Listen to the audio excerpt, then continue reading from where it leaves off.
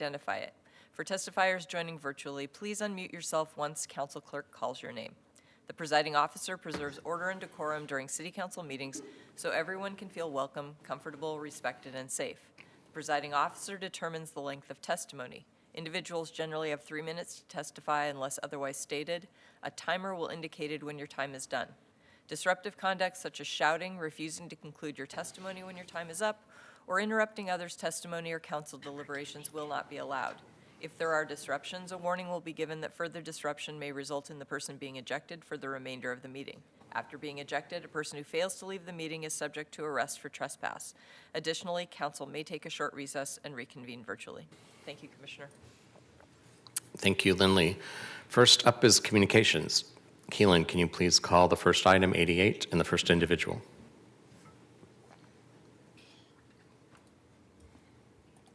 Item 88, request of Aubrey Russell to address council regarding illegal removal of statues. Welcome, Aubrey. You know the drill. Sadly.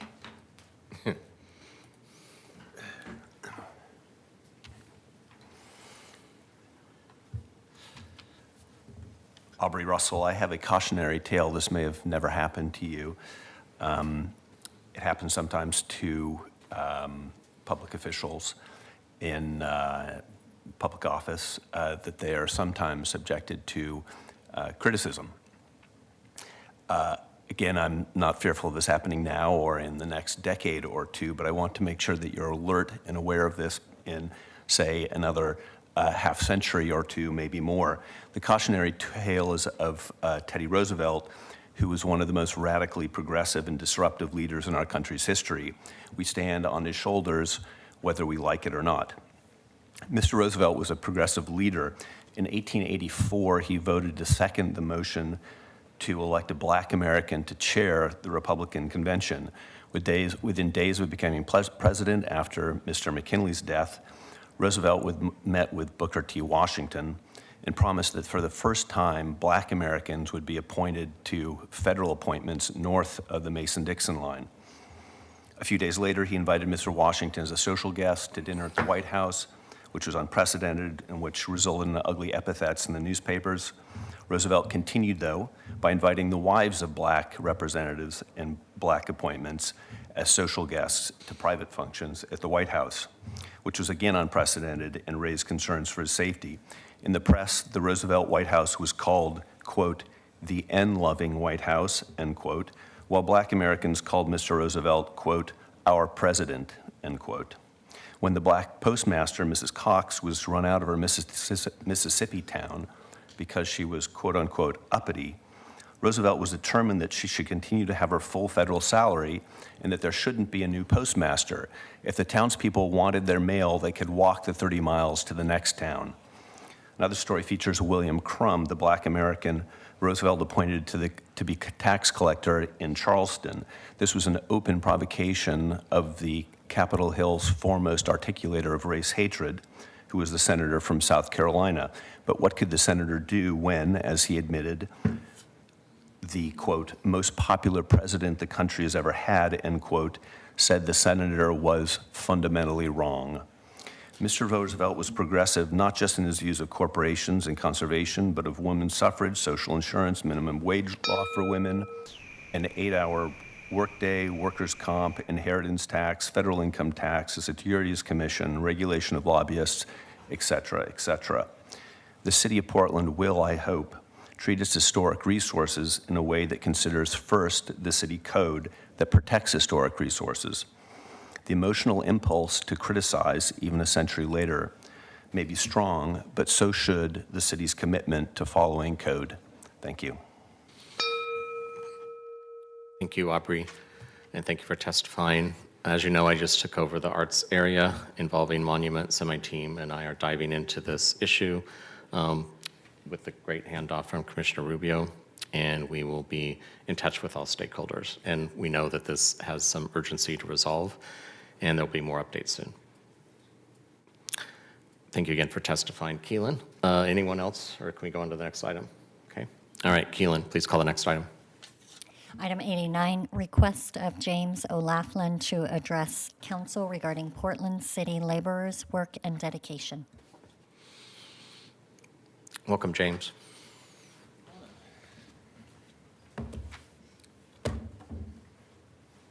Green light is on. You have 3 minutes after you begin. Good morning, Commissioners. Appreciate you giving me the time to speak with you all today. My name is James O'Laughlin. I'm a labor representative with Laborers 483, a union that represents the Portland City laborers and other city workers here. I'm also a wastewater operator of about 6 years service at the treatment plant. Here to talk with you today about the Portland City laborers contract. You know, our members there have been fighting for a new contract in discussions with the city for over 300 days, and it's kind of hard to know where to begin, try and encapsulate all that has and hasn't happened in that time. You know, our members are committed public servants. You know, they've worked in person throughout the pandemic. They've endured badly deteriorated working conditions, long hours, physical hazards, and they offered millions of concessions and extended their contract by a year to meet the city's needs and be a good partner. It's the sort of thing they're accustomed to doing to meet the public interest. Right now, we badly need the city to provide them with that same level of support that they've consistently given the city and its people. The contract negotiations have been marked with delay and seemingly disinterest from the position of our members. And it's sadly come to the point where a labor strike that should be entirely avoidable, you know, could be hitting us tomorrow. That's not what our members want. They just want to be able to live in the community they serve, to have safe working conditions, you know, to have working hours that can't be flipped on them at a moment's notice, forced onto, you know, 16-hour days, bad hours, no sleep, you know, no work-family balance. And, you know, the members of this council and people throughout the city in positions of power are very good about communicating how valued and cared for their essential workers are. But the first time you bring a material problem to someone and they say how much they care about you and understand, you feel heard. The 110th time you do it and they give the same response, you feel insulted. We really need the city to live its stated values and provide our members with a fair contract so they can keep doing the essential work that the people of Portland need them to do. Thank you. Thank you. James, thank you for testifying today. And given the status of the situation, at this time, the council does have no comment, but we want to thank you for your statement. Keelan, call the next item, please. Item 90, request of Eric Colleran to address council regarding construction on Southwest Capitol Highway.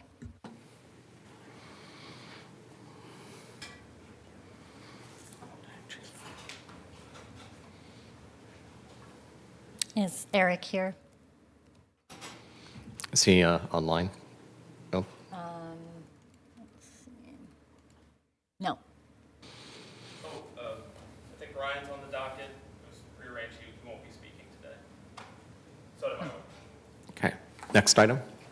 Item 91, request of Ryan Sotomayor to address council regarding Parks and Recreation leadership backtracking on ratified recreation contract. Sounds like they're not Yes, presenting. I thought I heard that too. Okay. On to the next item. Item 92, request of Robert Moore to address council regarding homelessness in Montevilla and Lentz neighborhoods. Is Robert here? Robin, are you on? Is that Robin? No. It's a different Robin. Okay, onward. So no Ryan. Okay. Next item. Where are we? Oh, yeah, it looks like Are we're we a on to the couple third minutes. who hasn't been here? Yeah. For 93, it looks like we're a couple minutes early for that time certain to start. Do we want to do the consent? Yeah, let's do the agenda? consent then. We're finished then with communication because Yeah, we had so many all done with no-shows? communication. Okay, sounds good. All right, yes, Keelan, let's do consent. Okay, no items have been pulled. So Rubio, Aye. Gonzalez, Aye. Maps, Aye. Ryan. Aye. Why don't we do this? Why don't we just take a little tiny 2-minute break and then do the time certain at 9:45? Sound good? All right. Recording stopped.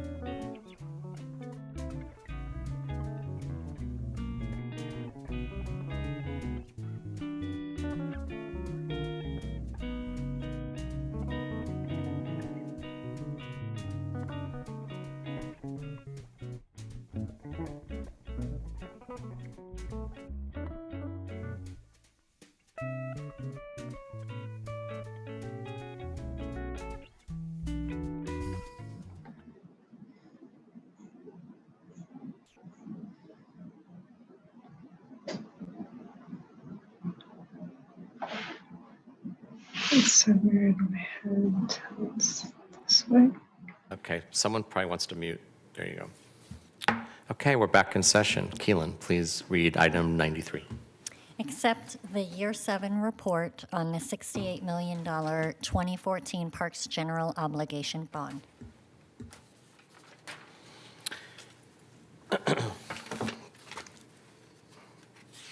Thanks, Keelan. In 2014, the $68 million Parks Replacement Bond was passed with the support of 74% of voters, showing broad support for reinvestment in our city's parks and recreation facilities. I'm grateful for the community's support for this important work. The report we will hear today reflects 7 years of investment in our parks system, and that has delivered on the promises made to the voters in 2014. Before we go further, I'd like to turn the gavel over to the mic over to Commissioner Rubio, who has overseen Parks and Recreation the last 2 years and was responsible, her leadership was responsible to getting this to the finish line. Commissioner Rubio? Thanks so much, Commissioner Ryan, for the opportunity to briefly chime in. I just wanted to reiterate how grateful we are for voter support for the Parks Replacement Bond and how pleased we are to see the results of this investment. This summer, I had the honor to attend the ribbon cutting for Portland's newest inclusive playground, Gabriel Park. And the impact of these types of investments was made clear as children of all abilities were able to play together. So this was a great example of the impact of this bond that we'll have for generations to come. So very excited for the report today. Thank you, Commissioner Rubio, and also thank you for the smooth handoff. I want to turn the mic over to Robin Laughlin, Capital Renovation Program Manager with Parks and Rec, who will present the Bureau's report. Welcome, Robin.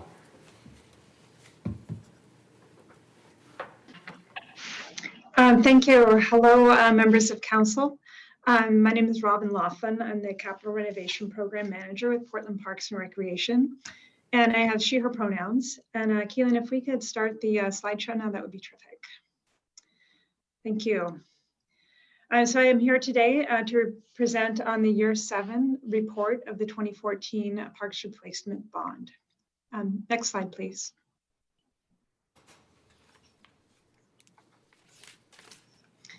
The 2014 Parks Replacement Bond provides up to $68 million in funds to make urgent repairs in parks, community centers, and other park facilities throughout the city. Portland Park and Recreation's bond program has now completed its 7th year, as summarized in the Year 7 report I'm presenting today. There's a lot to share, as usual, but today I will be focusing on 3 key points of the report: performance, opportunity, and accountability. I will also be sharing the program's achievements in making park and facility renovations and improving accessibility across the city. Next slide, please. As in past years, the bond program has remained consistent with the language of the measure, with project work focused on the 7 established themes that you see on your screen: playground replacement and repair, trails and bridges, pools, protecting workers, Pioneer Courthouse Square, accessibility, and restrooms and other urgent repairs. The $68 million investment is being made at parks across the city, as you can see from the map on your screen. These investments, shown with black symbols, represent completed projects, and the one remaining project is in blue at the center of the city, indicating a project currently underway. Next slide, please. We report on the bond program's progress based on the fiscal year. So the numbers you'll be hearing today are relevant at the close of the 21-22 fiscal year. And at that time, all 52 bond projects were complete or underway, with 51 of them complete and 1 underway in construction. At the close of that reporting year, June 30th, 2022, $58.6 million had been spent of the bond, and we are on track to meet the promises made to voters in 2021. Next slide, please. Last fiscal year, the bond team completed 2 projects: the Gabriel Park playground renovations and the urban forestry facility at Delta Park. On your screen, you can see the old facility on the left and the new facility on the right. A really good visualization of the improvements we've been able to make. In the fall of 2021, construction began on that 52nd bond project, the Mount Tabor Yard Maintenance Facility, and this project is on track for completion this summer of 2023. Next slide, please. Moving on to budget, the bond program is on track to deliver all the promised projects, with a few project overages that are being addressed in keeping with the financial policies of the program. Recent cost increases are impacting current project budgets, but we do not anticipate remainder funds will be available for additional projects. Also in the budget topic, our cumulative spending on administrative expenses continues to remain low, with 4.4% of overall spending for the life of the bond, well below our target of 10%. Next slide, please. Not only is the Bureau working hard to improve the park's infrastructure, bond funding is also being invested in the greater Portland community to ensure that disadvantaged, minority-owned, women-owned, emerging small businesses, and service-disabled veteran business enterprises, known as DMWESB, SD, BE firms, have opportunities to design, bid on, and construct bond projects. These firms are also referred to as COVID firms, COVID certified after the State Certification Office for Business Inclusion and Diversity.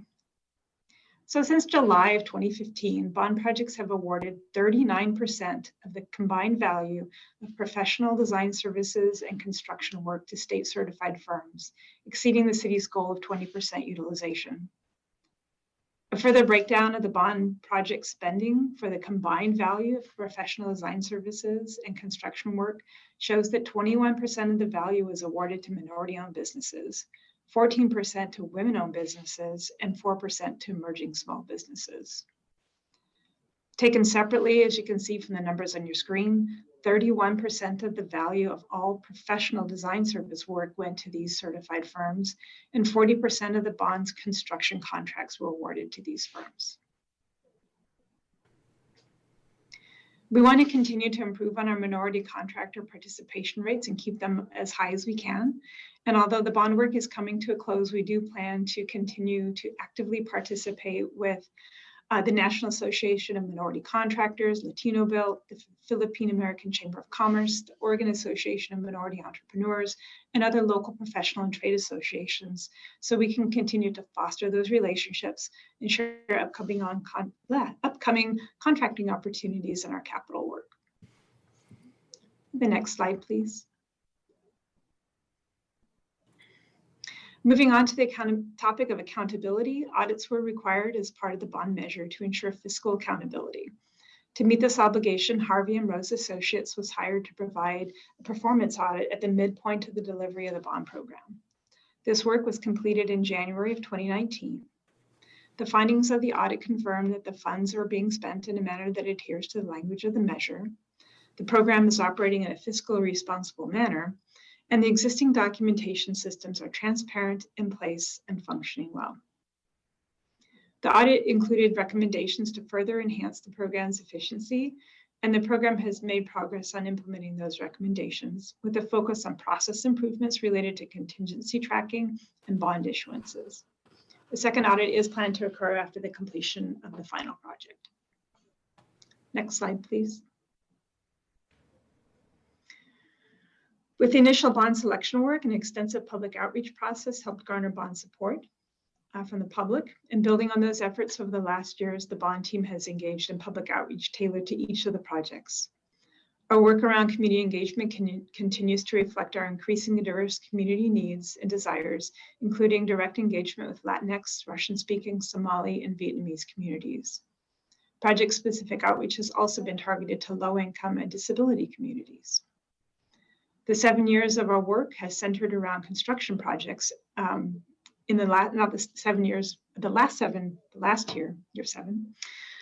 work has centered around these construction projects. And as a result, the community engagement efforts really focused on electronic notification of project completion and construction milestones.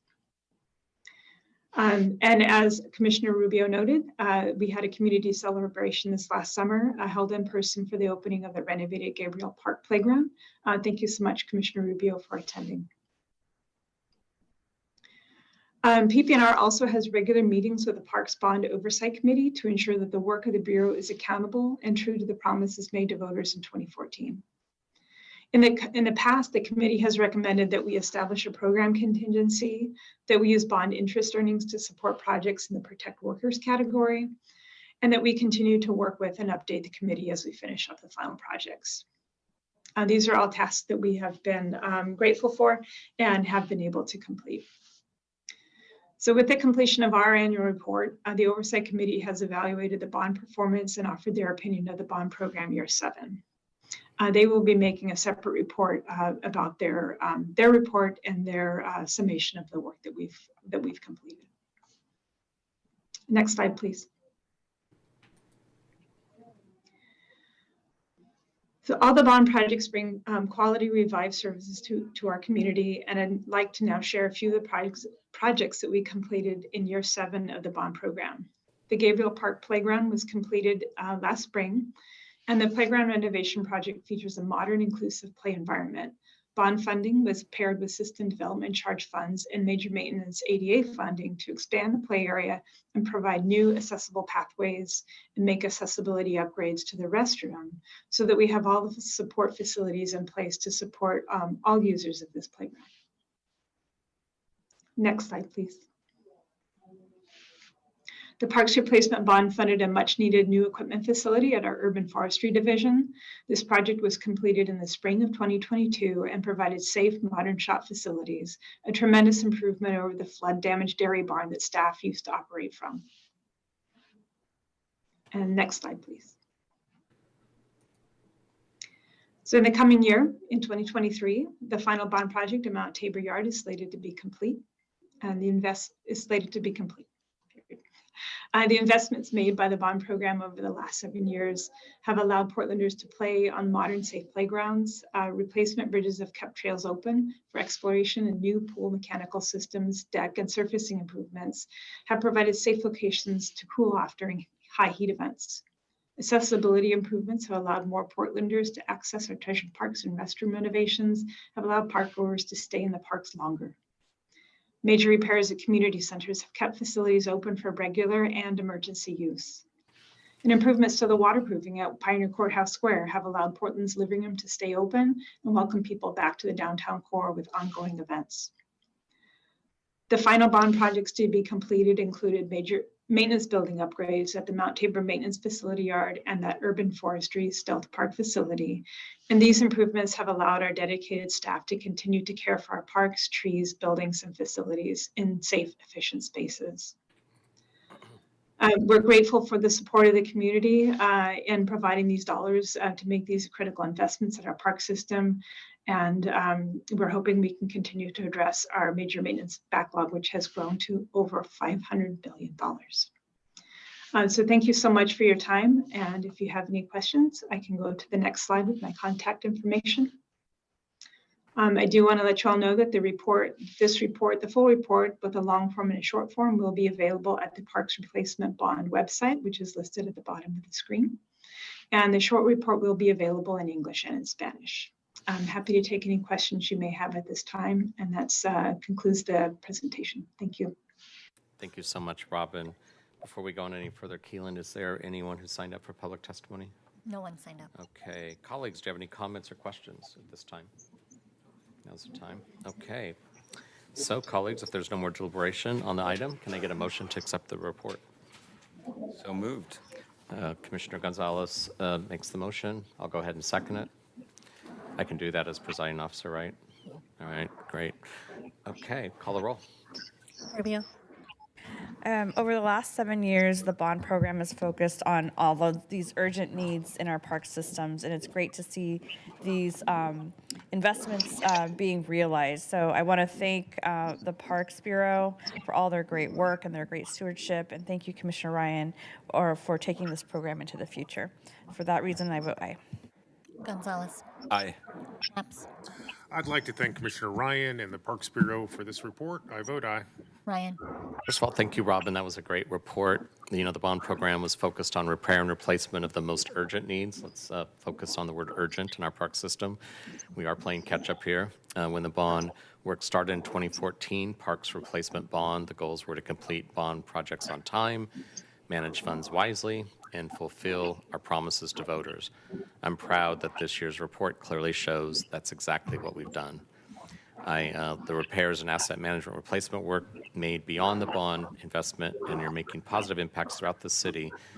It's only a small representation of the major maintenance work that needs to be done. Robin, I think there you go, needs to be done to our park system in the future. Portland Parks estimates over $500 billion in deferred maintenance over the next 10 years, and that's what we need, that needs to be addressed. And yes, we are definitely playing catch up, but we have great momentum. I vote aye. The report is accepted. And Keelan, next item, please. Item 94, accept the Year 7 Bond Oversight Committee report on the $68 million 2014 Parks General Obligation Bond. We're going to pull 94 back to our office. We'll be back soon with that report from the community. Let's go on to the next item, Keelan.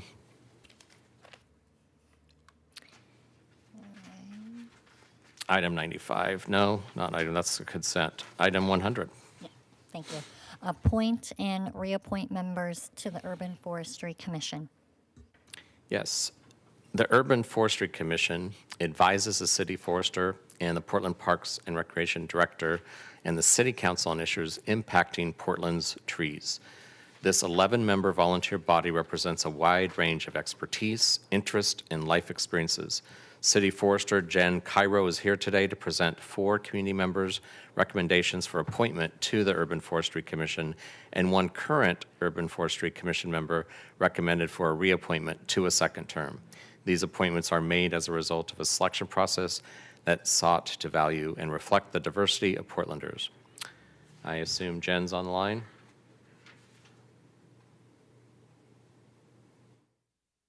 I'm trying to turn it over to Jen. I don't see Jen I on don't the either. line.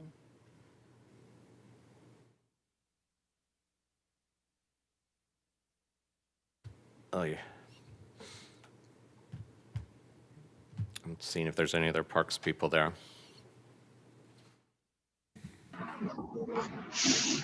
Commissioner Ryan, this is Robin Laughlin. I am not with Urban Forestry, but I can send Jen a quick text here to see if she's available. Okay. So why don't we just keep going on, of course. Keelan, is there any public testimony on this item? No, no testimony. Colleagues, do you have any comments or questions? Their profiles were in you had their names, correct? I don't, and I would be fine moving to accept the report. Okay. All right. Thank you, Commissioner Mapps.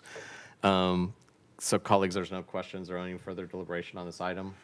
Why don't we go ahead and move forward? I know these people have been vetted thoroughly. I've met at least half of them and have appointments coming up with them soon.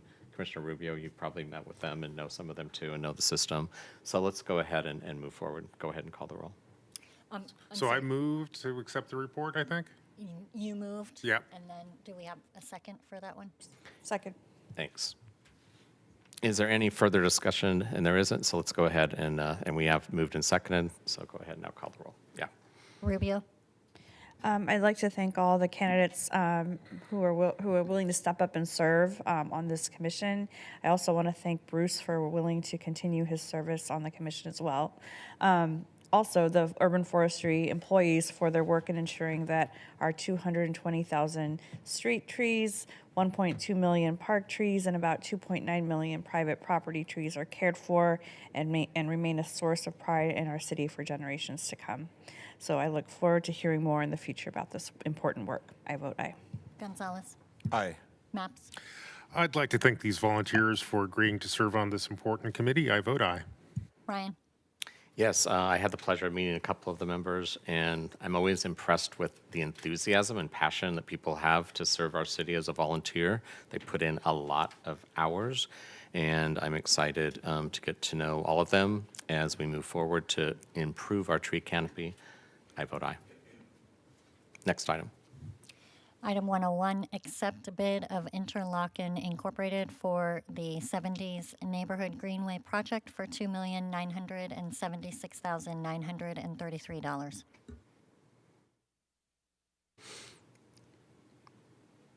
Okay.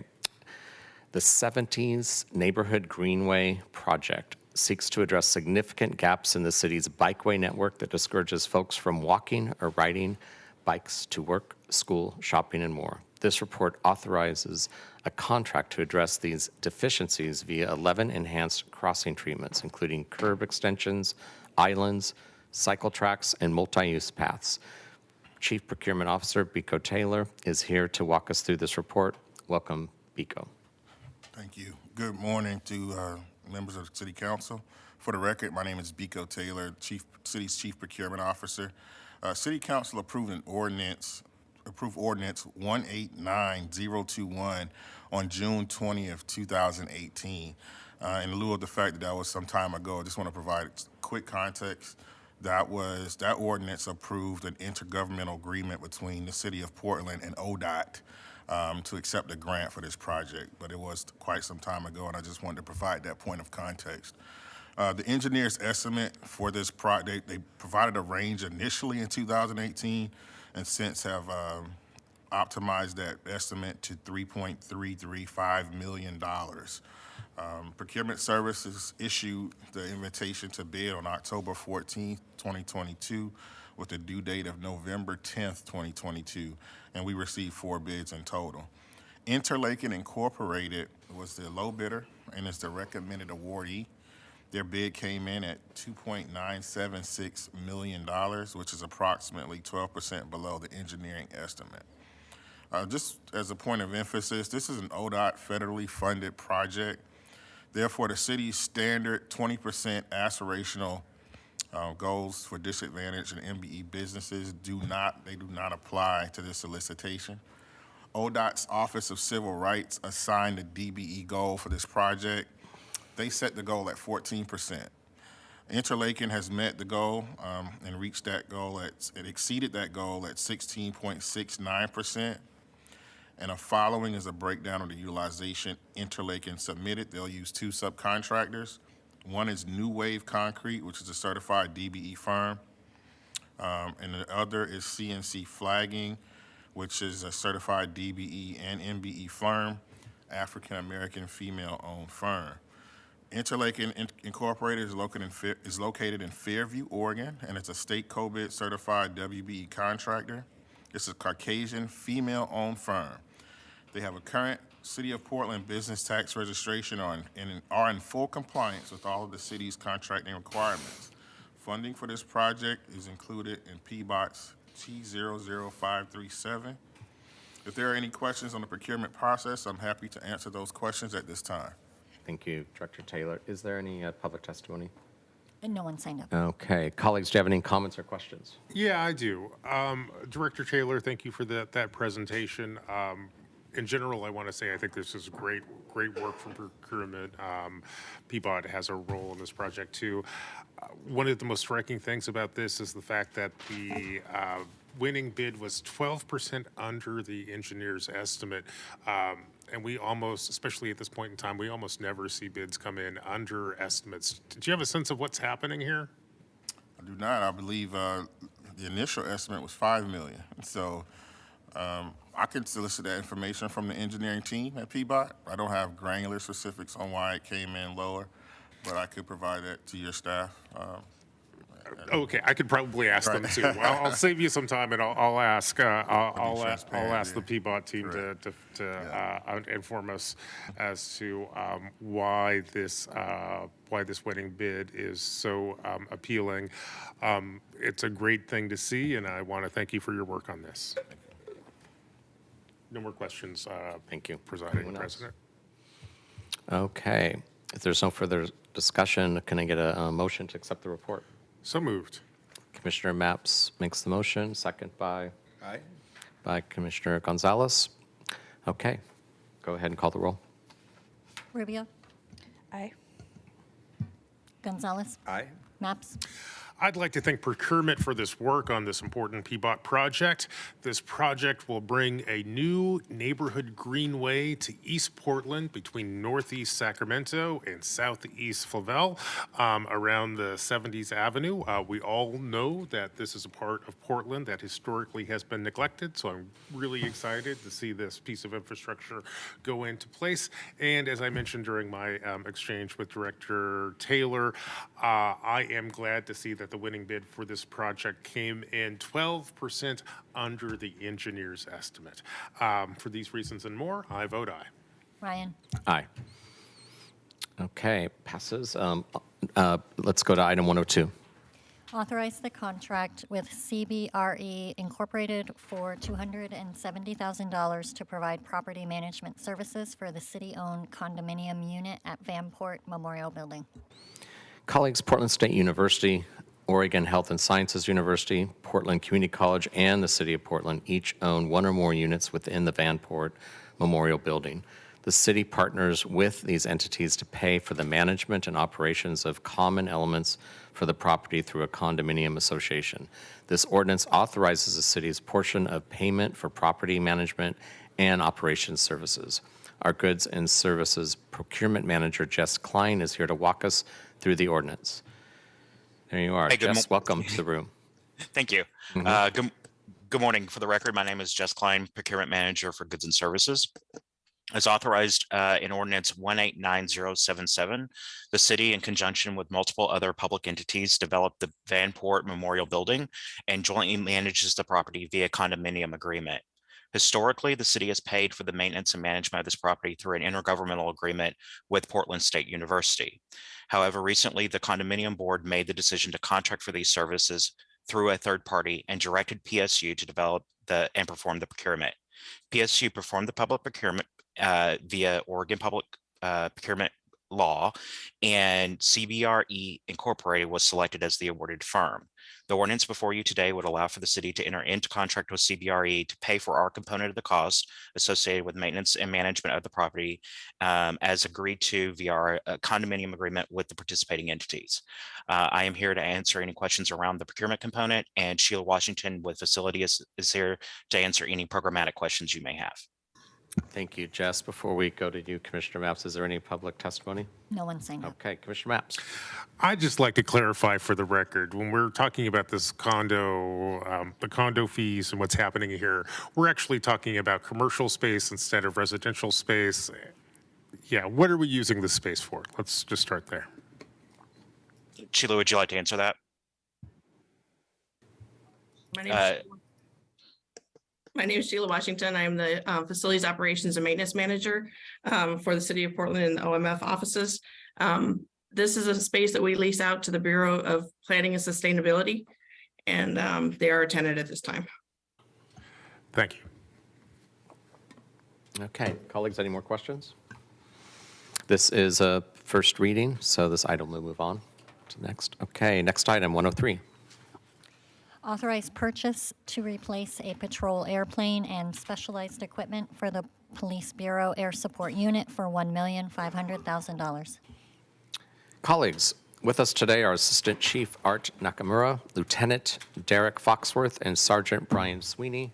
I think I missed one name here in the script. Please introduce yourself. My name is Catherine Lindsay. I'm with the Business Services Unit for Community Services. Thank you. You said Catherine? Catherine, yes. Yes, welcome. I'm actually not on there as well. You're not? Okay. No, my name's Chris Jovic. I'm the commander of the Specialized Resources Division. Well, hello, Chris. Thank you. I got new information here on the fly. Please tell me your name was read. I'm Brian Sweeney. I'm a sergeant. You are Brian Sweeney. Good. All right. And I see Art's here. All right. Wonderful. Thank you for your service and welcome to the dais. Take it away, now that we know your names. Do you want to go first or you want me to? No, go ahead. All right. I'll mention again, hello, my name is Brian Sweeney. I'm a sergeant with the Portland Police Bureau and the chief pilot of the Air Support Unit. I'm here today to request permission to purchase a newer aircraft for the Portland Police Bureau's Air Support Unit.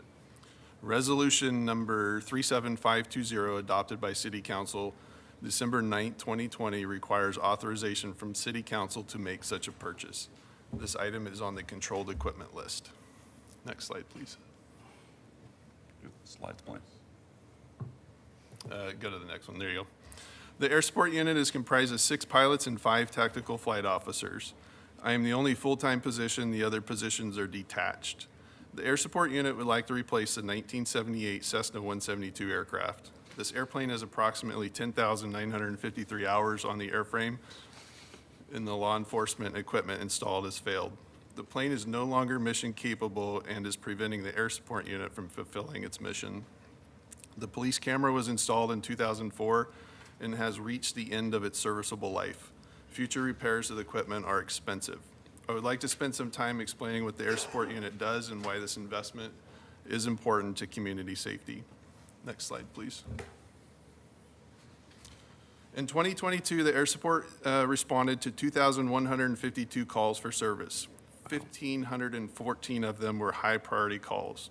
The aircraft is capable of providing almost an immediate response to calls for service.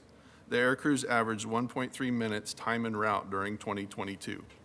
The aircraft enhances capabilities and can relieve patrol resources of unnecessary work. We were able to provide this service at a relatively inexpensive hourly cost. From a patrol officer's standpoint, having information prior to arrival about a priority call can make all the difference. It allows them to approach cautiously with better information and request the appropriate resources when necessary. A good example of this would be a priority 1 call for police services regarding someone on the freeway. A lot of times this information is many minutes old but requires a police response. The aircraft can visually determine the situation no longer exists and the call can be removed or reduced in priority, freeing up their time to focus on other more urgent needs. Next slide, please. I would like to show you an example of this from a call the Air Support Unit assisted with in 2021. An officer in a neighboring jurisdiction attempted to conduct a traffic stop and the vehicle eluded him. The airplane was able to locate the vehicle driving at a high rate of speed over 125 miles per hour on the freeway.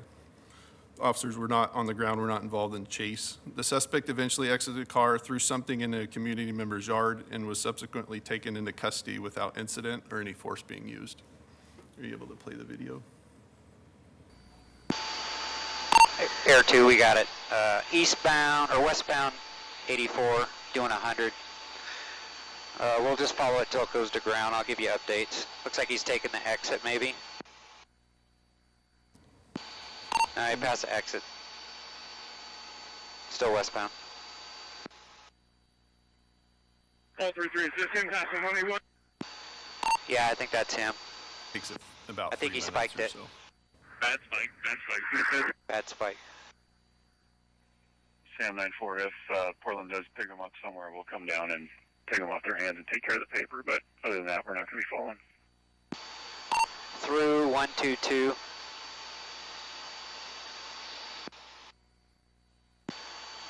Air 2. Air 2? Yeah, we're following that car that eluded the county. I think they got good reckless and elude charges. Southbound 205. It's a Mercedes.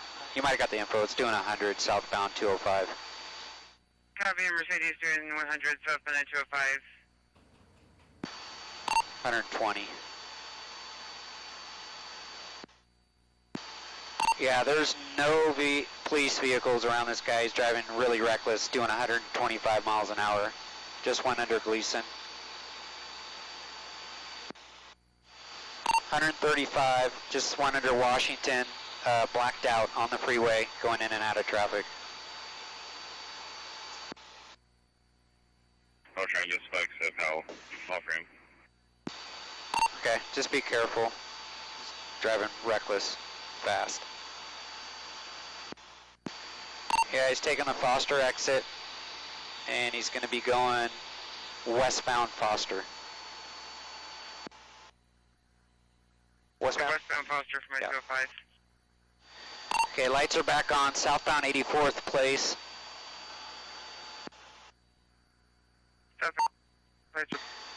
Okay, he's anchoring it here, front of 6408 on 84th. Code 3. 84th Place. Code 3 response.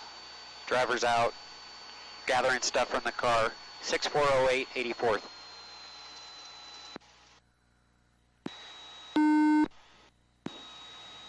Pullman, so maybe get somebody down there. Eastbound Duke. Count to 85. How close are cars?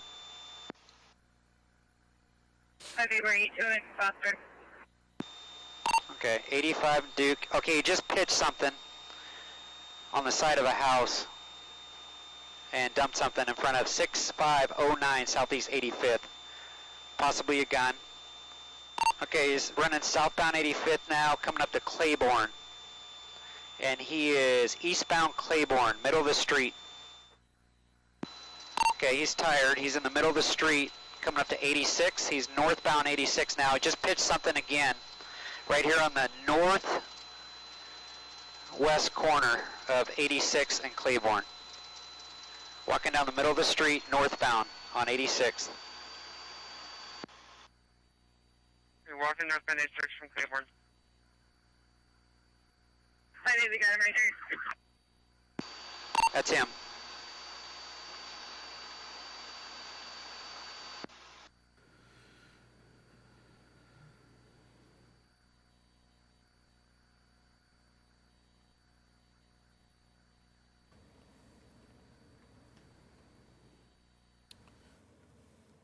Next slide, please.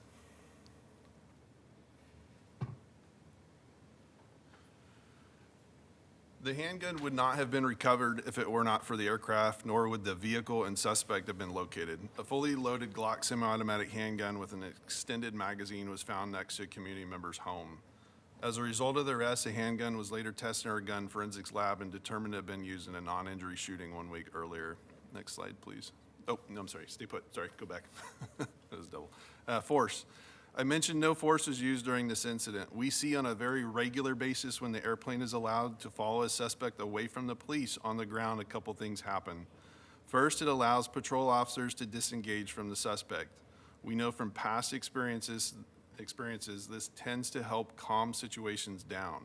Second, the suspect during a vehicle elude will oftentimes exit the vehicle at some point and begin moving around on foot. This obviously reduces the risk of injury to the suspect, officers, and community members. The information on the right side of the screen demonstrates what happens when the Portland Police Bureau's airplane is allowed to follow an elude suspect without police officers on the ground following, and the impact of this.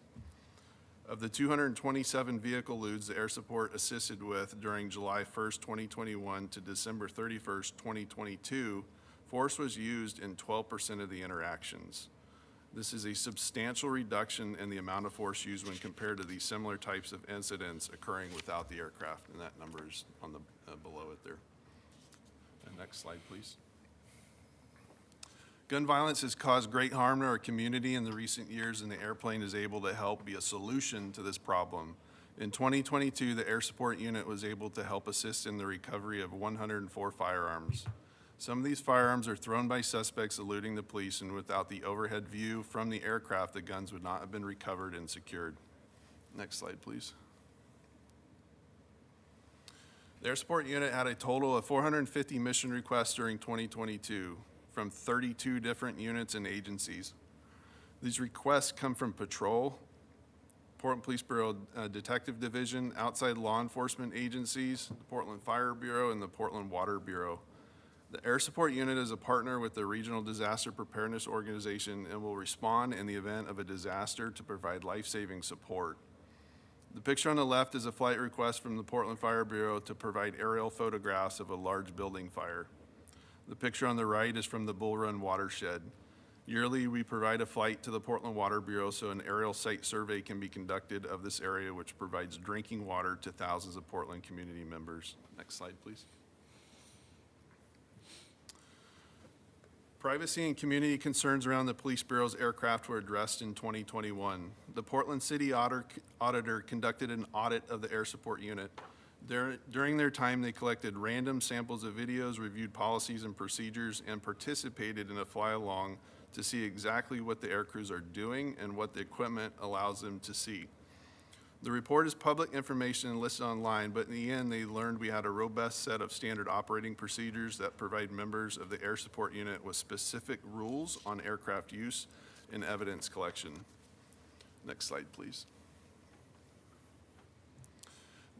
This image is from the inside of the aircraft we would like to replace. It has a mix of high definition and standard definition technologies.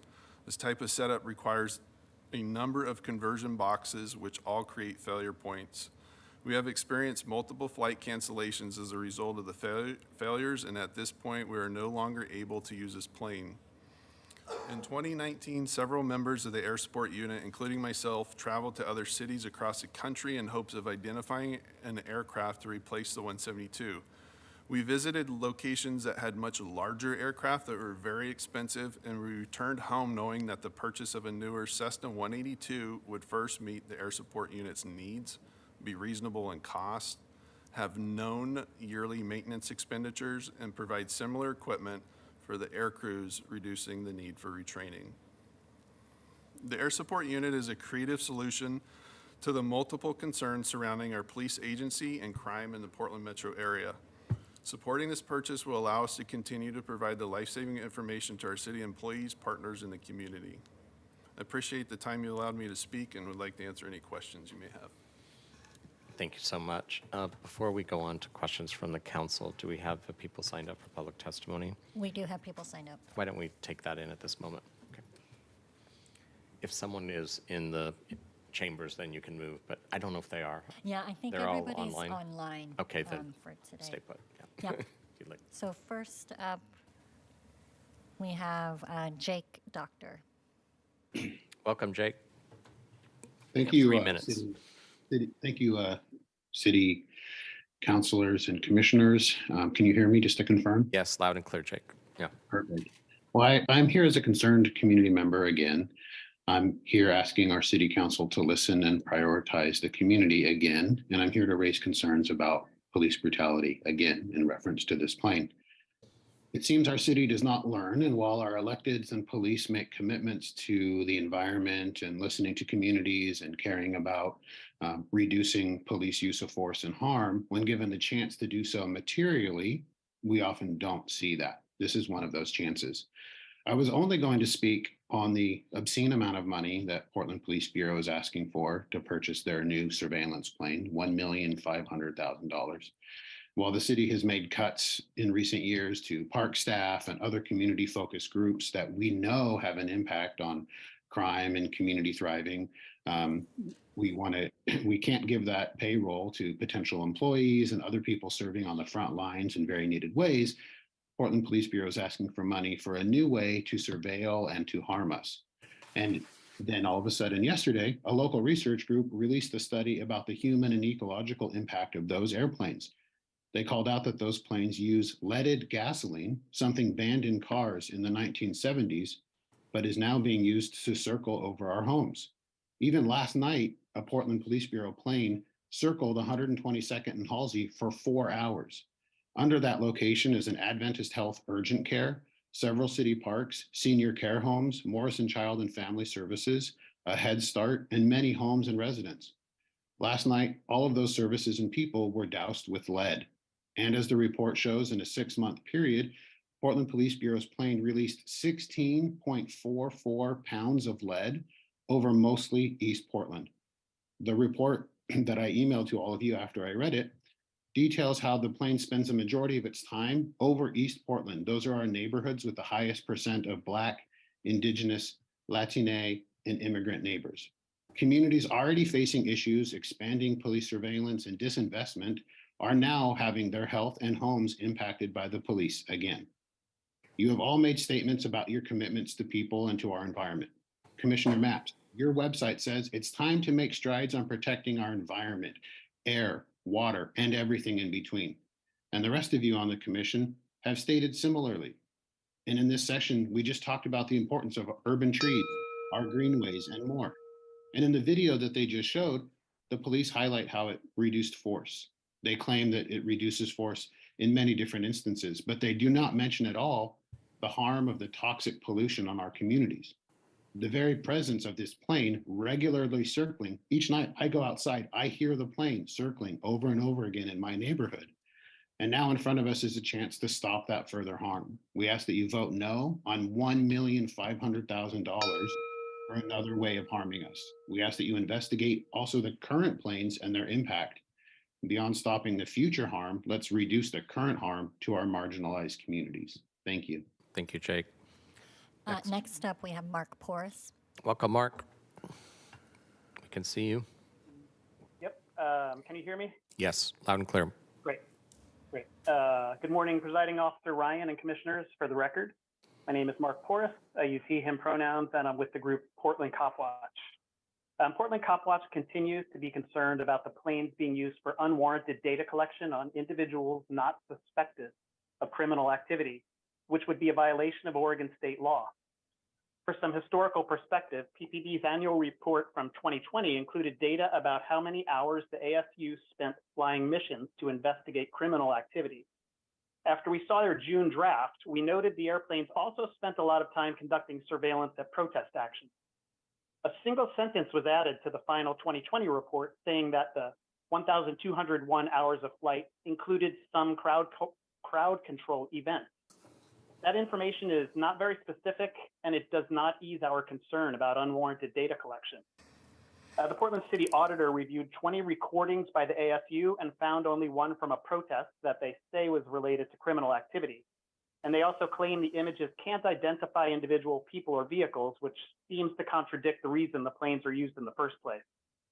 The impact statement says the air support unit is requested often because of its ability to provide valuable information for officers and community members on the ground. However, in reality, only police actually receive information from the plane. The impact statement also says the average time between dispatching the air support unit and the time that the ASU arrives at the scene is 1.3 minutes. This response time is substantially lower than that of an officer in a patrol car. This is hard to believe, and if true, it has to force us to ask at what cost.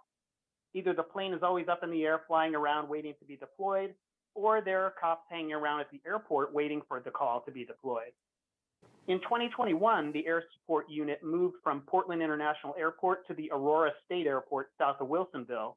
So the planes, along with their noise and devastating lead pollution, as Mr. Doctor just laid out, isn't just affecting Portlanders now. It's affecting people who live in and around Aurora, Wilsonville, Lake Oswego, and Milwaukee at the very least. Cops continue to tell us at community events that they are often unable to help because they're understaffed. As Focused Intervention Team Lieutenant Dulio and East Precinct Commander Hurley both stated multiple times at a safety meeting at McDaniel High School last week. Even the mayor has said that the so-called staffing crisis is BS. Your job as commissioners is not to approve every request that PPB puts in front of you. We are asking that you make this a non-emergency ordinance so the community has more time to weigh in with written feedback on PPB's $1.5 million polluting surveillance plane. Thank you. Thank you, Mark. Next up, we have Beatrix Lee.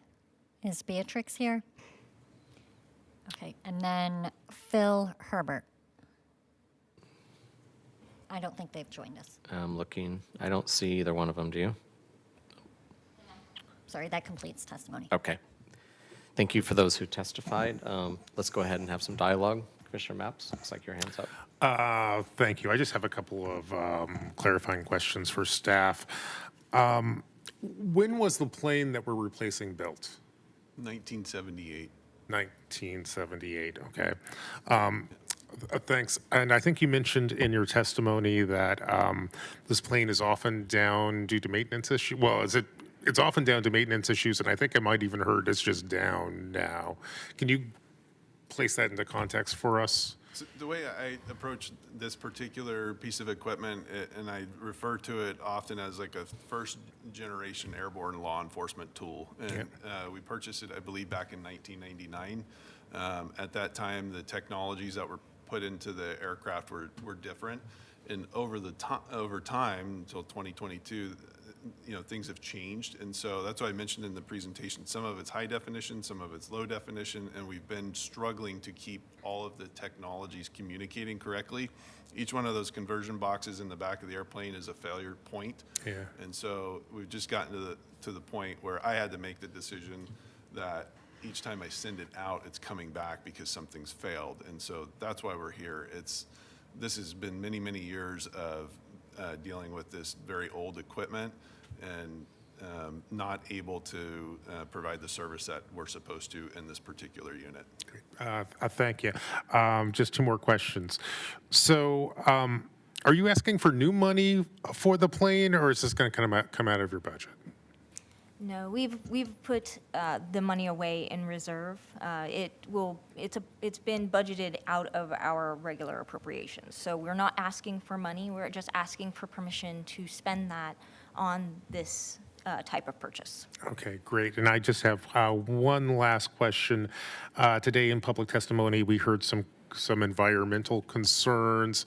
I assume that if we purchased a more modern plane, it would be a little bit better on pollution. Do we actually know?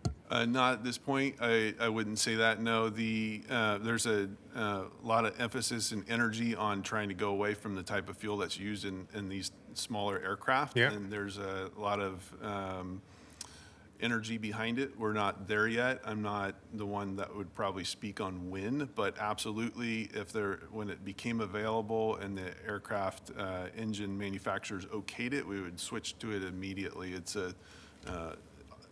definitely a concern of ours, and we're not full power when we're up there. So we're burning about 52%. We're on about 52% horsepower when we're up flying around. So that doesn't necessarily help it, but it does reduce the amount of fuel that we're using when we're up working. Okay, great.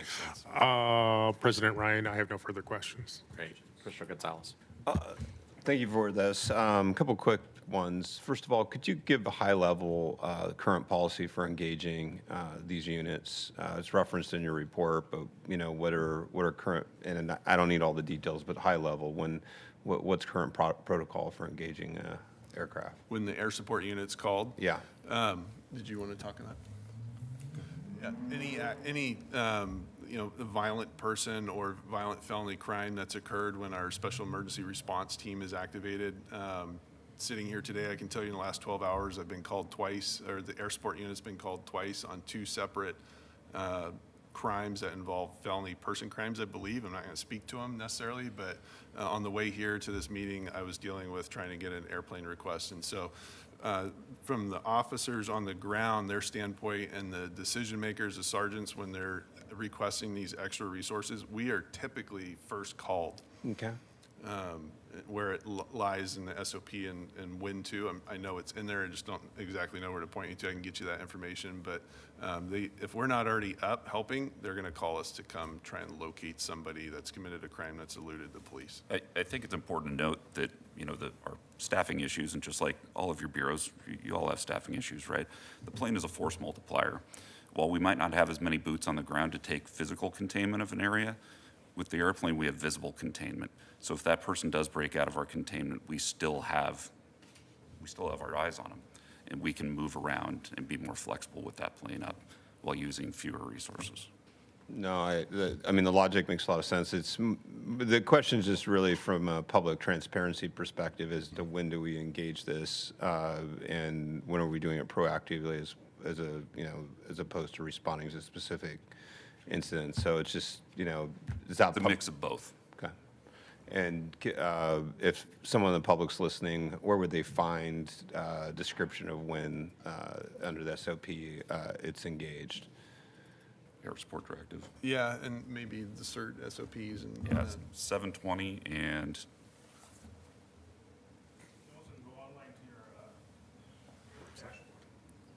Yeah, it describes the dashboard. Yeah, and that's it. It's unless for yeah. my personal interest, just if the public is interested. Sorry, in trying to find the actual directive number so they can look it up. If somebody had that question and needs to be answered, I believe my information is listed on this ordinance or request, so they can contact me and I can point. I know it's listed in multiple locations. While he's looking, I'll ask one other question just on budgeting. So you mentioned it's all reserved for essentially in your existing budget. Can you just describe high level the mechanism for that in current police budget, how it's reserved for? Does it just come out of or is it a capital reserve, or how do you budget for these kind of expenditures? That is a great question. I don't have a specific answer for you. I just know that in our budget, we have a reserve that the Bureau has allotted, and we put large purchase dollars in there, things like this aeroplane. When we were going for body-worn cameras, when we were going for a new records management system, we placed those funds in that to kind of hold them. We also have an allotment in our general fund, so we would put it in their cost center, and we would pull it from the reserve, place it in their cost center when it was authorized to go ahead and make the purchase. Okay. Thanks. I think I'm good for now. Thank you. Thank you, Commissioner Gonzalez. Commissioner Maps. Yeah, I want to just build off of a question that Commissioner Gonzalez just asked. Does BOEC play a role in deploying the planes? I'm sorry? Does BOEC, the Bureau of Emergency Communications, does 911, play a role in getting the plane up in the air? Yeah, so there's a procedure to call the chief pilot, and so that call will be made to BOEC. They'll page me or whoever's sitting in my position at the time, and then we'll decide if we're going to deploy based off the information that we're told, the airplane. And then when it's up, helping patrol resources, they're in constant contact. That's how we're able to link the calls all of them that we're going to now. And so we're talking usually to 3 different precincts, just handling priority calls. When you're up in the plane, you're getting called from east to central to north, and so it's actually pretty busy, and you're in direct contact with BOEC at that time. Great, thank you for that clarification. Yeah, first of all, great presentation. I thought the video was very compelling. I'm glad that you had that on there. And then you made the comment how when you're deploying the services of the aircraft, that force goes down. And I looked at the data and it was compelling. Could you just give a little more narrative to that on the why? This would purely be my opinion, and from sitting in the plane, if that's what you're. I think that's a really good lived experience perspective. All right. So I've sat up there for 10 plus years and watched these incidents, one like this, evolve a lot. And when we started building this application to track what we're doing, we wanted to be able to tell the community, decision makers, why are we spending all this money on this resource? And so this was one of the areas we focused in on, and I wanted to know, is this true, or are we just experiencing, are we feeling this? And so we asked our Strategic Services Division to take a look at it with the Force team, and they took a period of time and they started evaluating the information. And what you saw was a patrol officer, so we're comparing when a patrol officer turns their emergency lights on to stop a car and the vehicle takes off, that's what you saw in the video, they're able, if the airplane is there, to stop, right? And so they pull over, they're required to stop. We take over the pursuit from the plane. And if you're asking my opinion, I think they physically get their energy out of them. I think they mentally get their energy out of them. You saw in this video, the individual that was eluding got rid of the vehicle. He got rid of a weapon. The second item thrown in the bush was his ID, and he put his hands up and followed commands when the police pulled up. And so that's our goal. If the police were behind him and they were allowed to keep chasing him, and if he hit a community member in an intersection and the car crashes, we have police officers that aren't able to work because they're involved in it. We have police cars that are broken. We have a suspect that's probably hurt. We have innocent citizens and community members that are, injured from this, and so we're trying to avoid that. And that the plane does a really, really good job of that. I think Sergeant Sweeney, did you want to weigh in? Yeah, I think what Sergeant Sweeney did a really good job of describing is that this plane is a great tool of de-escalation, right? We're able to give people more space. We're able to give them more standoff distance, right? And that takes the energy out of situations if they don't see a bunch of police around. In a lot of circumstances, right? No, that makes sense. And this is the perfect tool to be able to do that and keep everybody safe within that area. When did you start measuring similar incidents of pursuits, one with the plane, one without, to get these comparables that we were able to see? Policy change. It was when we started this application, which was a year and a half ago in July. And like I said, it was a hunch. Like, what value do we have as an air support unit? And that was one of the focuses, and the other one is gun violence right now. And currently, we're keeping track of when the plane's useful in helping recover weapons off the streets that aren't supposed to be there. And so those two items we can speak to confidently that we're able to help.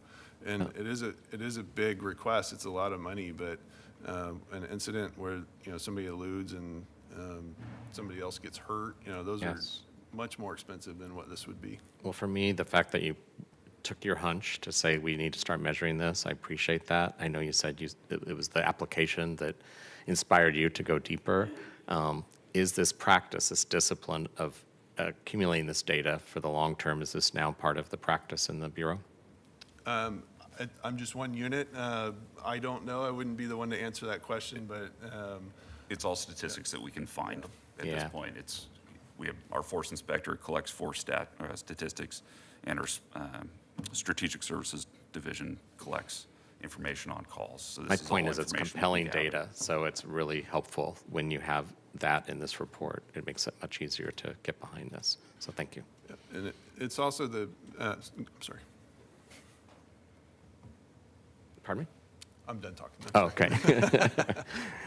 Commissioner Rubio. Thank you. So you talked in your presentation about your standard operating procedures. Can you talk a little bit about how you train and how big is your unit and who has access to it, and how often do you update your training? We're very small. It's a small unit. Like I said, I'm the only full-time person in the unit. Everybody else is detached to patrol. Okay. We have one. Everybody else is on patrol. They're either supervisor or officer on patrol, or we have one detective supervisor that's in a unit as well. And so I try and schedule out flights that we're trying to put up for patrol support. And then when there's an emergency and we're called, I will send a page out essentially, and they'll respond if they're available or not, and we'll staff the flight. As far as the training piece goes, that's a big struggle of ours. I can tell you all of the pilots that are in the unit flying the airplanes are commercial rated pilots, or they're training to that level. All of them are currently. One of them is training. So they have multiple checks. They have a private pilot license that they apply for, and they're examined by an FAA designated pilot examiner. They get an instrument rating, and then they get their commercial license, and all those checks are done by the FAA. I'm also paying attention to what they're doing and how they're operating the plane. If you came into the office and you saw it, you'd probably think it was a small flight department. Safety and risk management is a very, very big topic in our group. We have a lot of checklists that we follow. I can't think of an incident that we've had in many, many years because of the systems that we have in place to make sure everybody's doing it, flying the airplanes the same. Same thing with the tactical flight officers. Those are the folks that are in the back operating the camera. They're an integral part of the flight crew. They're watching, paying attention, helping run checklists too. And so initially for the tactical flight officers, there's a 2 to 3 week training period. And then I just monitor their work by watching their videos, or, having trainings twice a year for the whole group to come together. So I hope that answers your question as far as training goes. Yeah, and the second part of that question would be, what about you referenced an audit being done on your use of the technology in the plane. Can you talk a little bit about the audit, and just love to hear a little bit more about that? I think what came out of that was, and the chief can help me out here, I don't want to speak out of line, but they wanted a forward-facing document to explain to the community what you're doing.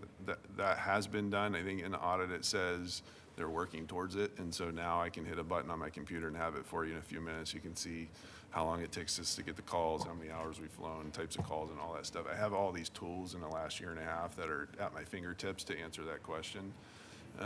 Keeping track of the technologies and how we're using them. I know there's a big concern of privacy in this city, and so when I got the phone call that the air support unit was going to get audited, I opened the door and invited them in. They came over multiple times. They were able to look at our videos and see what we can see. I wanted to take it a little step further when they were there, and I took one of them up on a flight just to show them exactly what the steps are, that we take this very seriously from when we walk in the door, the missions that we're going on, the briefs, and then how we maintain and collect the information that we get while we're up there. And so they were able to see the process and actually see what we can view from the airplane. There's also a question, I think, in there about technology that can hear or record cell phone conversations, and we don't have anything like that. We basically have an IR, infrared, or heat seeing camera and a daylight camera on the plane, and then the police radio equipment. Okay, thank you. Commissioner Maps? Oh, do I have my hand up? No, I'm fine. Okay. Okay, if there's no more deliberation, this is, colleagues, this emergency ordinance, which means the council must take action today. Keelan, can you please call the roll? Rubio. So I just want to thank you for the presentation. It was good to get our questions answered, and I had some of my questions answered in advance as well. I'm really glad to see the standard operating procedures are adhering to height standards, especially in use of this technology, because as you noted, Portlanders really care about privacy issues. So it's good to know that that's front and center, as well as that there are new funds that are being asked, that it's coming from your own budget. And while I generally have concerns about climate impacts on equipment like this, I also understand it's a tool that is vital right now. And you mentioned it before. I know hydrogen and other kind of renewables right now are being under development as to replace in use for combustion engines and things of that nature, and we're a little ways off from that. But so the request I have is that in the procurement of this aircraft to keep front and center any practices that are possible to mitigate any environmental impacts any way that you can, or even look into its ability to convert to renewable once available if there's that technology in the apparatus. And the staff at Planning and Sustainability can possibly be helpful here with you in that. Also, it's important that any technology aboard the plane adheres to its strict uses. You've mentioned how that's important to you and how that's going to continue to happen. Community privacy is paramount, and so is community safety, and both those things can be true, and therein is the work, right?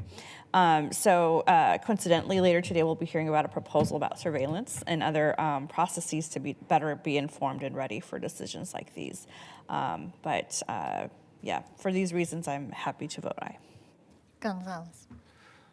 Just want to appreciate your report. A couple call outs. I echo Commissioner Rubio's appreciation that you're addressing privacy concerns. I think we will continue to need to be responsive to citizens' concerns in those areas.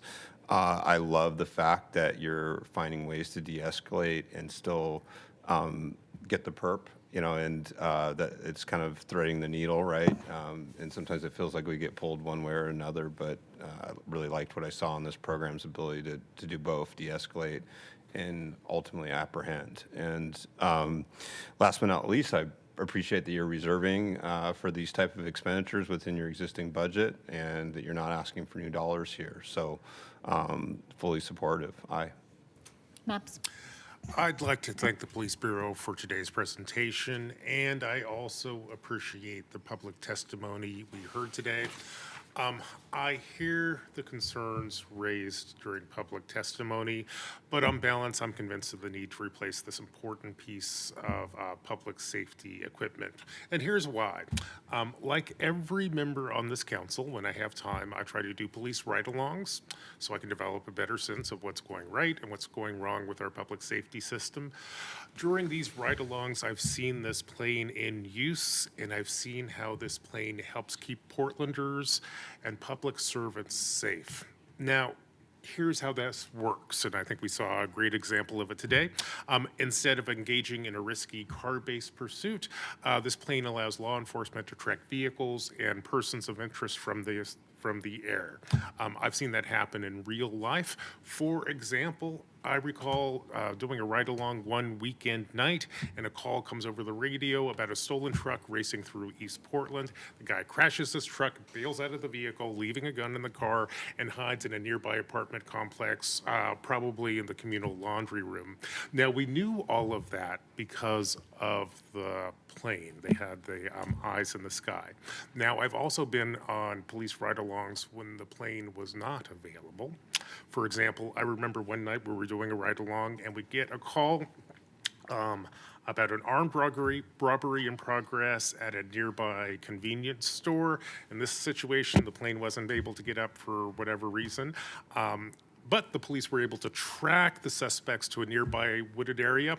The suspects bail out of their car and run into the forest. So now we're in this situation. It's the middle of the night. There are a bunch of armed bad guys hiding in the forest. And we have no plane to provide a perspective on this situation. And what do you do in this scenario? Do you send the cops into the forest at night to look for a bunch of armed bad guys? Or do you just give up on trying to find the armed bad guys? Now, colleagues, in my experience, bad choices like this happen far too often. In the ride-alongs that I've been on, it's frankly common for this plane to be unavailable due to maintenance issues, which should not be a surprise. As we learned today, this plane is 45 years old. That's the same age as Tom Brady and email. That's funny. It's obviously time to replace this important public asset, which is why I vote aye. Ryan. Yes, good shout out to Tom Brady as he announced his second retirement today. First of all, thank you for being here. That was a great presentation. And again, I did appreciate the video. And I also want to thank you, Sergeant Sweeney, for following your hunch and knowing how important it was to get data that really shows the relationship between the use of this very important tool, very big, expensive one, that helps us get the action that we desire to keep people safe without escalating force. And so I hope that we keep building on that hunch. I really appreciate, Commissioner Rubio, your comments, and I share those concerns.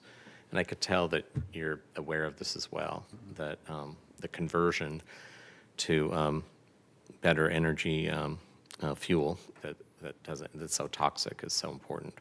So, you know, the industry has to keep responding to that, I realize, and we have to stay on top of that.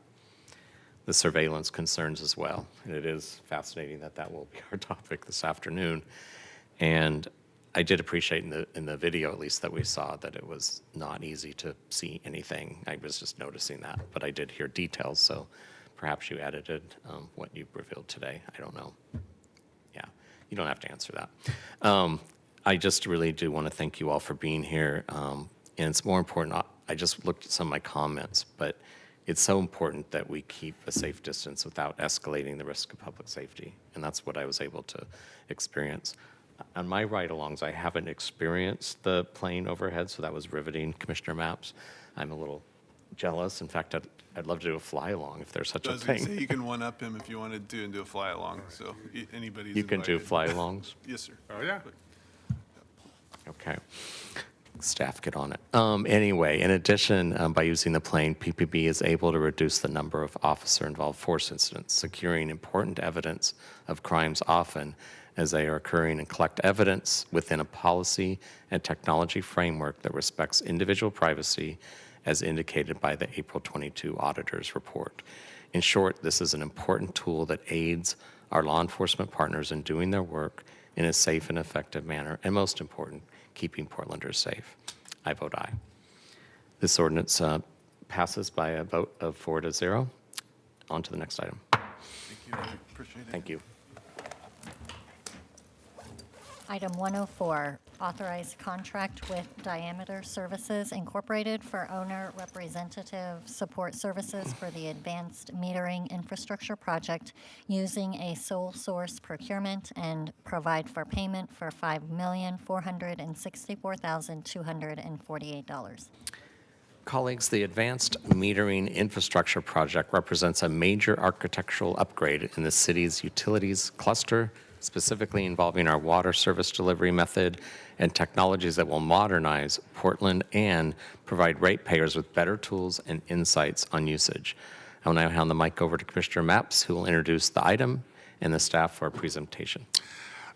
Thank you, President Ryan. This item comes to us from the Water Bureau. This ordinance deals with an ambitious project the Water Bureau is undertaking to upgrade water meters here in Portland.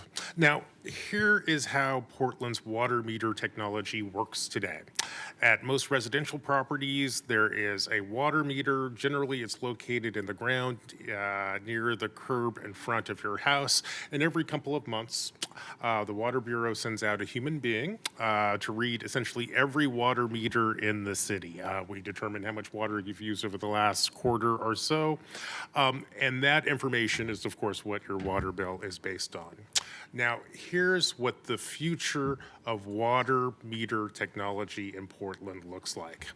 Our next generation of water meters will be able to send data on water usage to the Water Bureau with a wireless signal. This innovation comes with many benefits. This innovation will eliminate the need to send a human around to check every water meter in the city. This innovation will allow the Water Bureau to bill customers on a monthly basis. Currently, most folks pay their water and sewer bills on a quarterly basis, partly because that's how often we read the water meter. And this innovation will also allow Water Bureau customers to download an app to their phones, which will track a household's water usage in real time.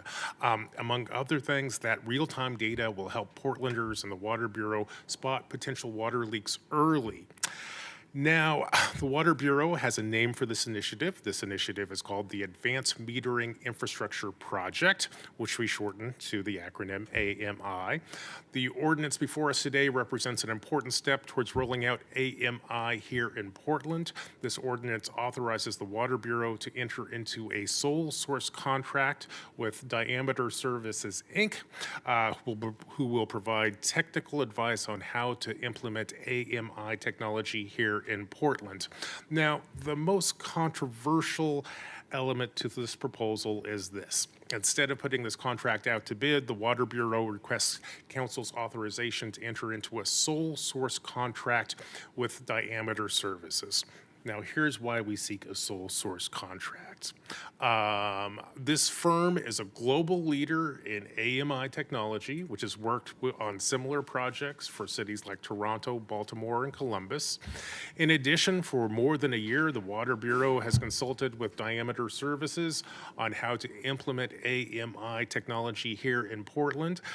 In other words, the Bureau seeks a sole source contract for the next stage of this project because onboarding a new consultant would require further investments by the Bureau in time, money, and resources, and would cause further delays to this important project.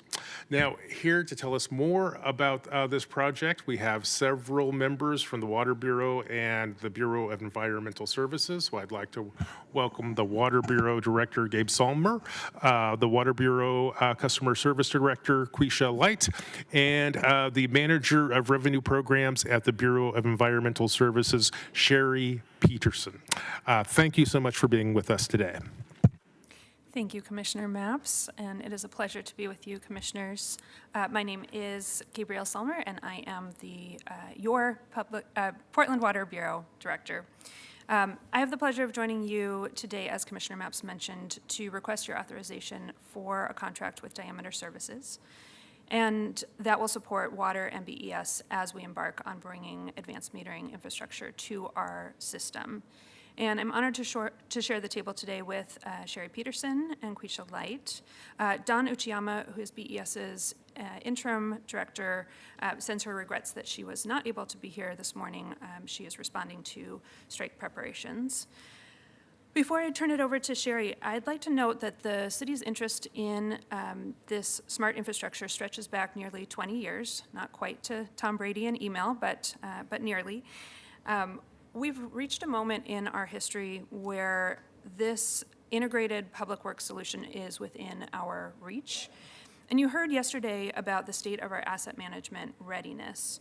So what I would submit to you today is that investing in our ratepayers with this program and this technology is a vast step forward in customer service, and that will allow our community to invest back in us as we bring forward this important infrastructure. So now I'll pass it over to Sherry. Thank you, Gabe. My name is Sherry Peterson. I'm the Revenue Programs Manager for the Bureau of Environmental Services, and I'm serving as liaison for this advanced metering infrastructure project for our Bureau. And as longtime partners with Water, and now members of a new public works service area, it makes sense to work together to support our shared customers. Water provides billing and customer service for our water, sewer, and stormwater customers, and improvements to that work will benefit BES as well.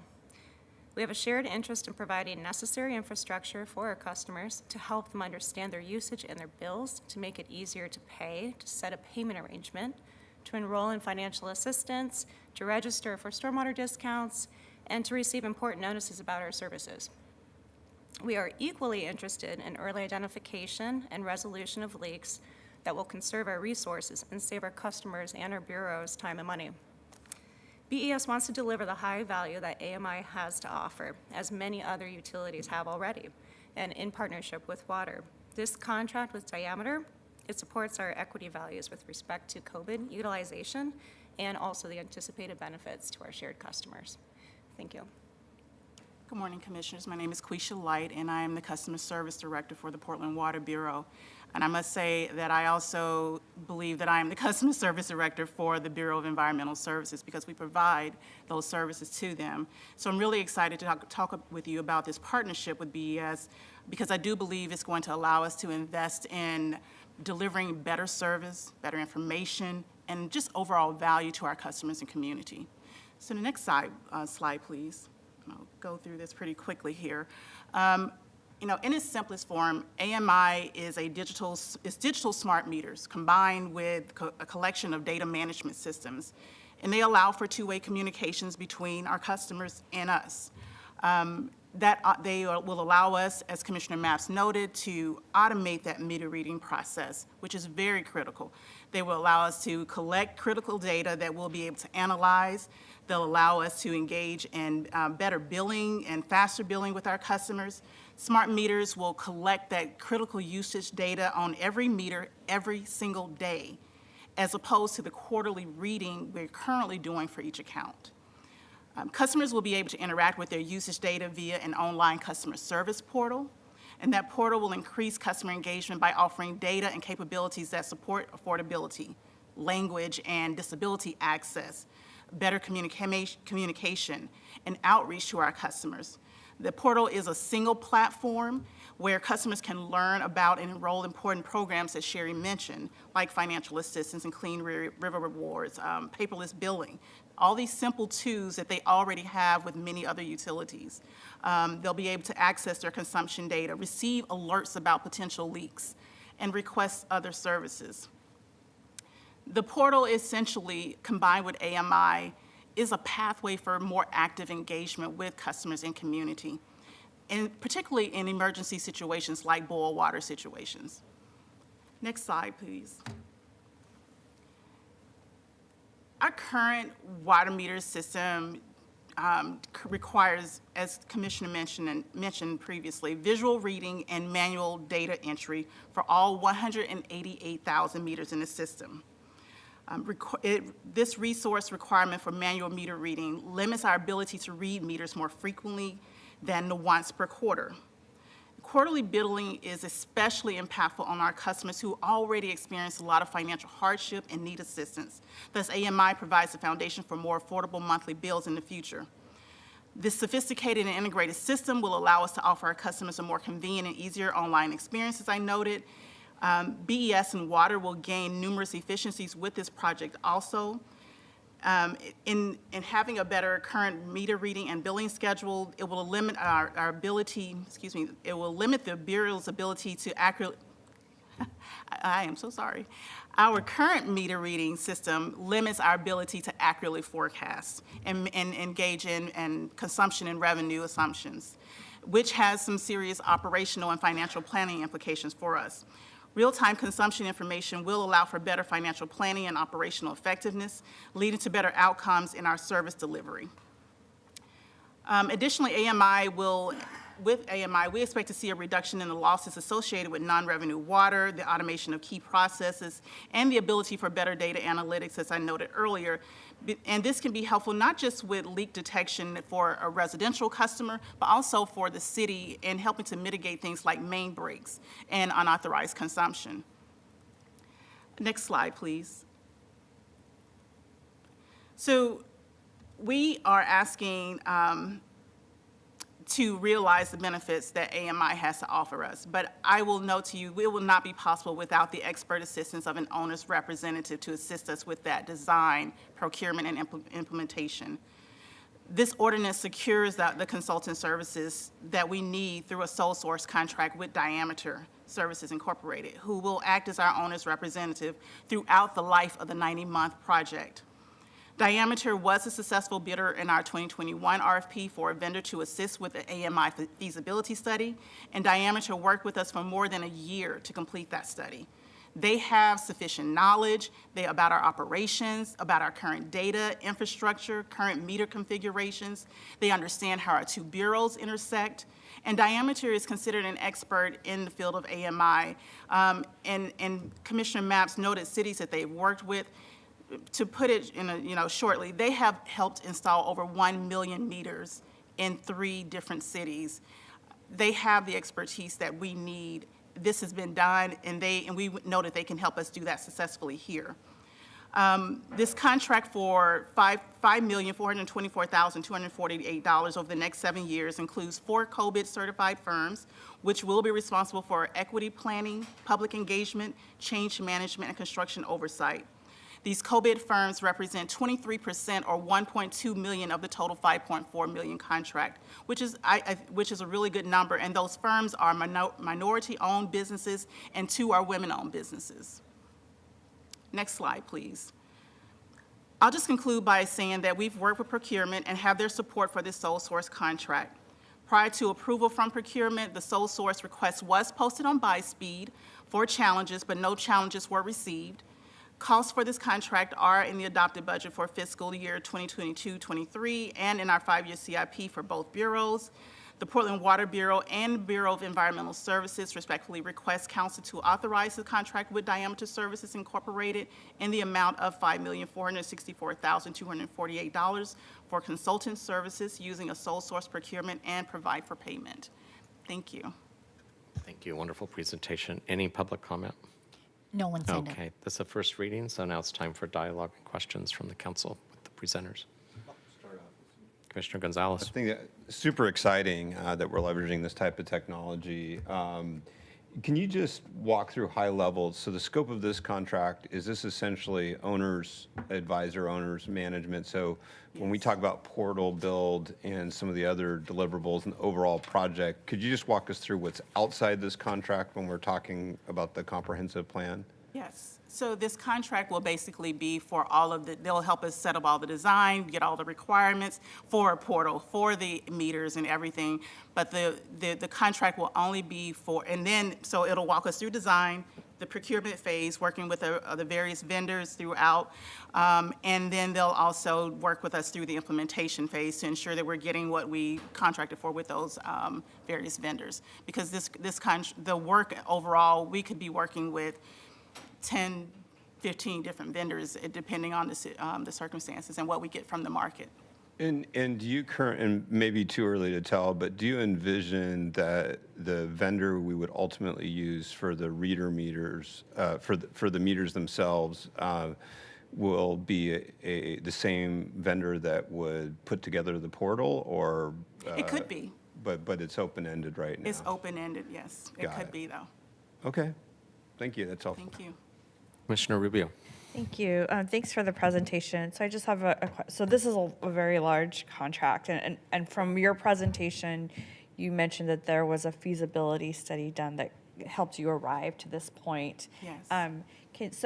So are you essentially seeing this as the next phase of like more implementation, and you don't want to lose that investment in time? Okay. Yes, they have all the knowledge, expertise, and they know the system now. We would have to start over with a new contractor and spend more money. Actually, we've already done a feasibility study, spent those dollars, plus now we'd be saying, now come and learn our system and also help us with all of the work that we're ready to do. Our teams are ready to actually start the design. We have requirements. We're ready to move forward with the project now, and we'd be having to bring another vendor up to speed.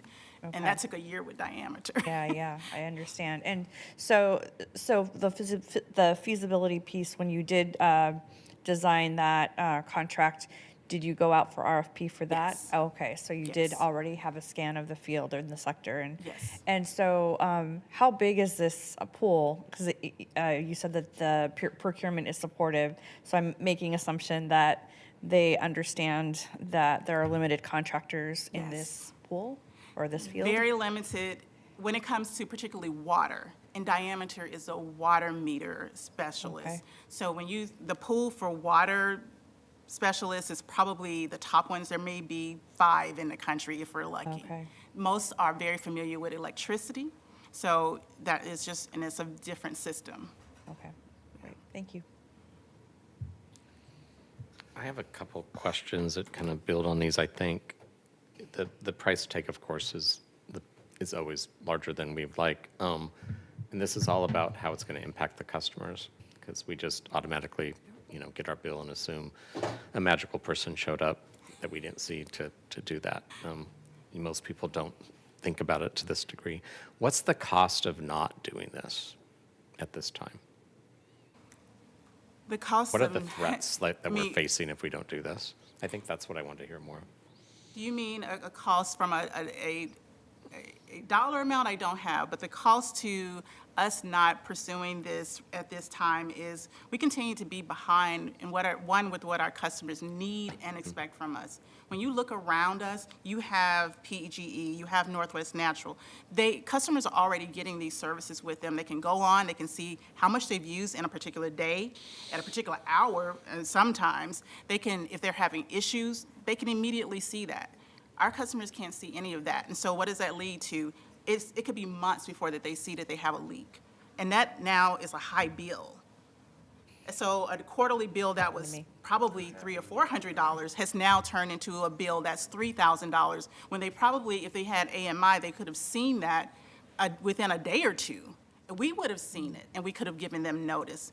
So we continue to create a burden for people who are already struggling, and then we can now bring some of that down, and we can give them insight that helps them to control their usage. You know, we're talking about our sustainability and conservation efforts. We need to be able to educate our customers and engage them with looking at their data, seeing how much water they're using. If they don't know that, then we can't help them. They can't help themselves. So the choice, the control, and the convenience that we are able to give customers right now, I believe is going to help us on the affordability issues. That's going to help us on the livability issues. If people can't afford their bills and we have something that can actually help them, yes, there is a cost up front, but in the long run, the system is going to help us manage our system better.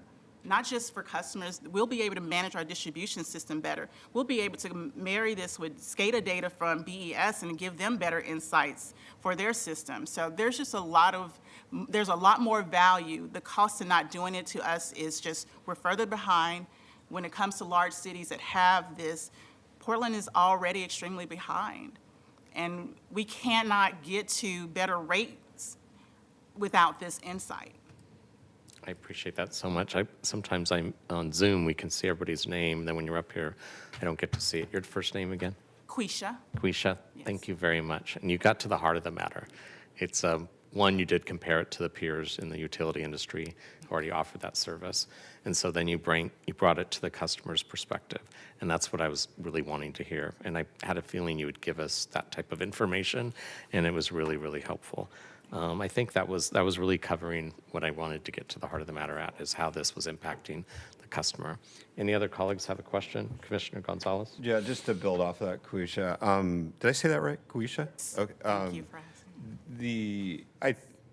This is obviously going to be one part of a mammoth capital expenditure over multiple years, and truly this is the way the industry is going. I mean, I think customers expect this. I think that there's going to be compelling cases for water savings and eliminating waste. So I would encourage you to start gathering that data as best you can from other utilities that have gone through this program, because I believe it's real. I think this does, when you can give customers real-time data on their usage, that exactly what you described, they can alter their behaviors, and when they get a surprise at the end of the quarter, they just can't.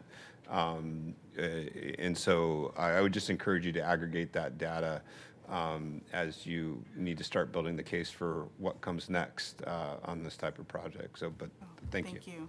Yes. Okay, anyone else? Presenters, thank you so much for being here in person. This is the first reading, and we'll now move on to second reading. Keelan, please call the next item. Item 105. Revise bid solicitation and contracting for the Washington Park Hypochlorite Facility Improvements Project to reconfirm budget availability and reflect the adjusted estimate. Colleagues, this item is a contract authorization which provides payment for the Washington Park Facility Improvements Project. I will now hand the mic over to Commissioner Mapps, who will introduce the item, and a staff for a presentation. Commissioner Mapps. Colleagues, this ordinance comes to us from the Water Bureau.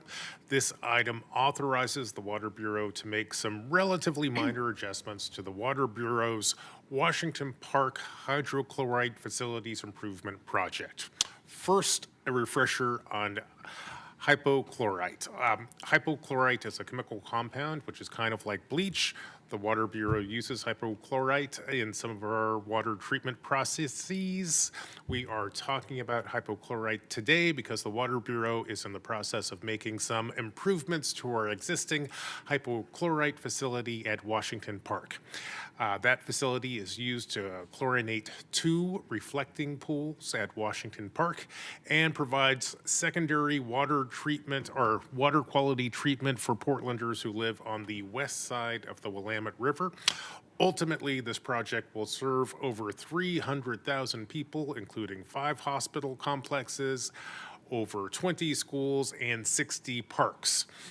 This item, it comes before council today in order to update the engineer's estimates for the cost of this project, which have increased since the last time council reviewed this item. This ordinance increases the engineer's estimate for this project from $1.3 million to $1.85 million. The proposed action will not result in a change in the forecast water rates. Here to tell us more about this ordinance, we have Jody Inman, Chief Engineer for the Water Bureau. Welcome, Ms. Inman. Thank you, Commissioner Mapps, and good morning, council members. A little hard to follow something as exciting as AMI. However, we are here today to amend an ordinance that we brought before you in April of 2021 to authorize us to go out to bid for these improvements at the Washington Park hypochlorite facility. To just add on Commissioner Mapp's Tom Brady reference and email reference, the equipment in our existing hypochlorite facility is over 20 years old, which predates the iPhone. So there you go. Not quite as old as email. However, the equipment inside the building is old. It is mostly plastic. That is usually what we use to convey caustic chemicals like this. It does need to be replaced. It is a safety risk for our staff inside the building, and it is also required to be upgraded and upsized in capacity to be able to disinfect our future reservoirs at Washington Park. So we are here today to amend the ordinance to, one, extend it out because we have been delayed getting out to bid. So to extend it into future fiscal years and to increase the bid from the estimate from 1.3 million to 1,850,000. That is because of cost inflation that we have seen, and it is also because we needed to add some additional scope to the work or to the project to facilitate some electrical improvements related to replacing transformers at the site. So it's not all supply chain and cost inflation. There is also a little bit of additional scope. And with that, I'll answer any questions. Thank you, Jody. Keelan, anyone sign up for public No one testimony? signed up. No? Okay. Colleagues, any questions? Jody, great presentation. And thank you for the reference that the iPhone was, what did you say, 20 years ago? Under that. Under yeah. that, wow. Okay. Well, this is a first reading, and the item will move on to a second reading. And with that, colleagues, that's the last item, and it concludes the morning session of the Portland City Council. We will adjourn now until the afternoon at 2 p.m. Thanks.